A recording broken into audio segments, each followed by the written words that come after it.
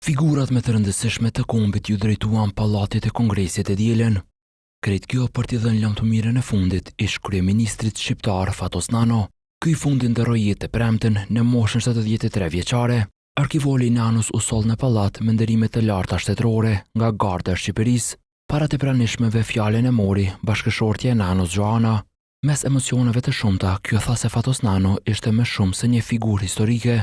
Po ndahem me njeriu me të cilin kalova një çerek shekulli jetë.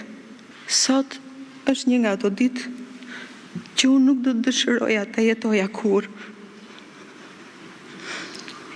E tillë është kjo ditë edhe për fëmijët tanë, Sokolin, Etën dhe Klajdin. Këtu e një çerek shekulli më parë, unë një vajzë fare e re, me intuitën e moshës pafajshme, rash në dashuri me Fatosin.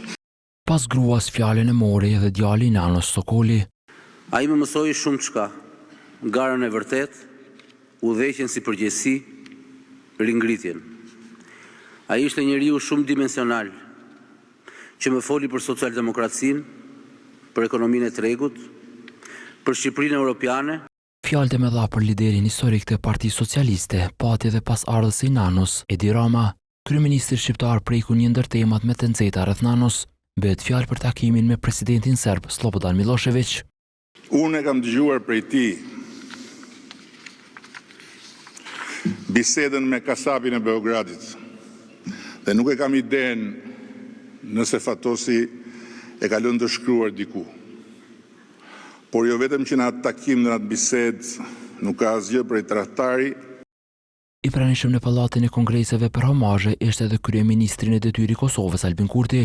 Homazhet publike nisën prej orës 8:30, ndërsa në përfundim të ceremonisë në orën 12:05, trupi i pajetit Nanos u nis drejt banesës së fundit në Sharr.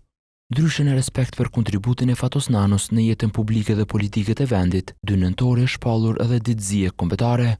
Për këtë të gjithë flamujt në institucionet shtetërore janë ulur në gjysmështizë.